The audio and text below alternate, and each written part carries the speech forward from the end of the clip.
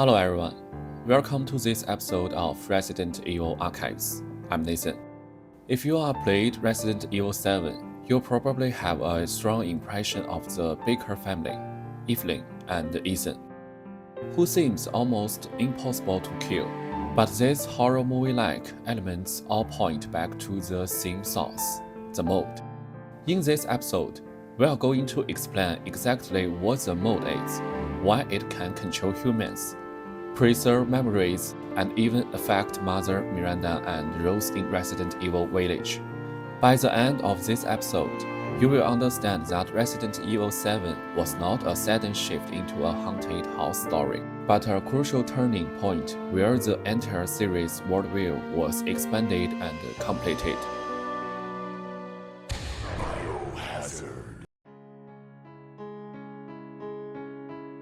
Miranda's exact birth date is unknown. The only confirmed fact is that she was born in the late 19th century. In 1909, she gave birth to her daughter Eva, the only child she would ever have. Unfortunately, when Eva was 10 years old, the Spanish flu broke out. At the time, medical conditions were powerless against it, and many people died from the disease, including Eva. With the cemeteries already full, Miranda had no choice but to carry her daughter's body to a field outside the village. After burying her, she prepared to end her own life. She entered a cave near the farmland, hoping to die there undisturbed and closer to her daughter. But inside the cave, something caught her attention: a massive ancient fungal colony. Miranda reached out and touched it, and in an instant, stranger visions surged from her fingertips into her mind. She saw hundreds, thousands of human figures, their life playing out before her like a series of slides. And within that chaos, she recognized something familiar: fragments of Eva's life. In that moment, Miranda formed an idea. This mold might be able to bring her daughter back to life. She named it the Black God. Does the Black God actually have that ability? Later, from in-game documents, we learn that this mold consumes the memories of those who have been recently buried. What Miranda saw were simply the memories it had already eaten. Miranda also understood that to truly carry out this resurrection plan, she would need a large number of experiments and extensive research. She took some of the mold with her and left the cave, starting with villagers infected by the flu. Unexpectedly, the mold actually cured them. Taking advantage of this, Miranda immediately demonstrated her divine power in the local church. Very quickly, she was worshipped as a mother goddess, and a new religion formed around her, replacing the local Christian faith. In secret, Miranda set up a temporary underground laboratory in the village to study the Black God. In one of her experiments, she used the mold to infect parasitic organisms, creating an entirely new species. She named it Cadou, meaning gift or blessing. Using her influence in the village, Miranda implanted this gift into people from all walks of life, from nobles to farmers. Her goal was to scale up her experiments in order to find a suitable superhost. Once successful, she planned to transfer the consciousness copy of Eva, obtained from the Black God, into that host, giving her daughter a second life. Most experiments failed. Subjects either died or transformed into monstrous beings. The lichens that emerged posed a threat to the villagers, and Miranda drove them out of the settlement. Among all the test subjects, 4 individuals survived. They did not become lichens, but they were no longer normal either. There were the 4 lords, encountered by players in Resident Evil Village: Archina Dimitrescu, Carl Heisenberg, Donna Benevento, and Salvatore Moro. However, further research showed that none of them were suitable vessels to hold Eva. Miranda did not abandon them. Instead, she organized them into a council-like structure and allowed them to govern the region. It must be said, Miranda demonstrated strong leadership. She understood how to maintain a sustainable system. Life in the village continued like this for over 30 years.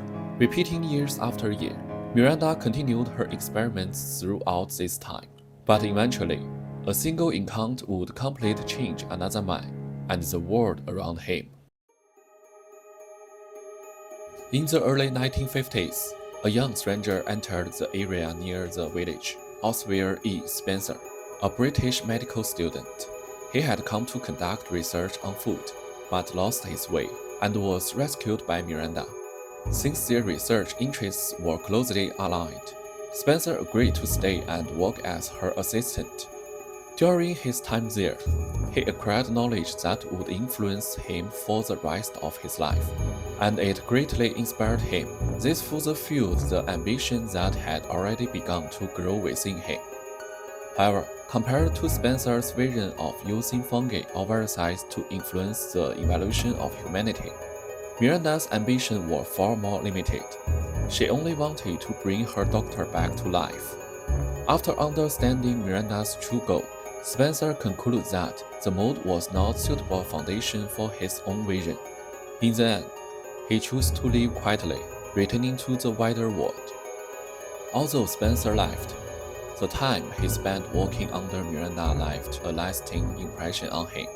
He never forgot those experiments. Later, when Spencer founded Umbrella, he based its emblem on the combined crest of the four lords, extracting the central umbrella-shaped design to create the company's logo. This clearly shows how deeply his experiments with Miranda influenced him. In the year 2000, 2 years after the Raccoon City incident, the Connections made contract with Miranda. The two sides reached an agreement. Miranda would provide the mold and Eva's DNA to assist to the Connection and HCF in joint developing new bioweapons, while the Connection would provide the perfect vessel needed to resurrect Eva. During this collaboration, Miranda worked alongside Mia. Around 2014, after more than a decade of development, the Connection successfully created the E-001 bioweapon, Eveline, by injecting the mold into human embryos. This marked the official emergence of the E-series bioweapons, using the mold as an infection medium. However, in Miranda's eyes, Eveline was still a flawed product and could not serve as a suitable vessel for Eva. After that came the events of Resident Evil 7, the Baker incident. The protagonist Ethan first saved his wife, and later, in Resident Evil Village, saved his doctor. In the end, Miranda was defeated by Ethan and Rose, bringing an end to her tragic, yet deeply sinful life. With that, the story of Miranda and the mold temporarily come to an end.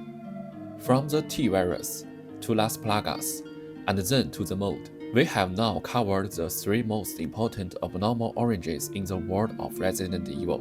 But viruses, parasite, and mold were only the material of disaster. The real force that allowed those disasters to spread across the world was Umbrella Corporation. So, in the next video, we will officially enter the starting point of Umbrella Corporation and talk about how Spencer, Ashford, and Marcus, the three founders, built organizations that would change the entire world of Resident Evil. In the next video, we'll continue with the story of Umbrella Corporation's founder, Spencer.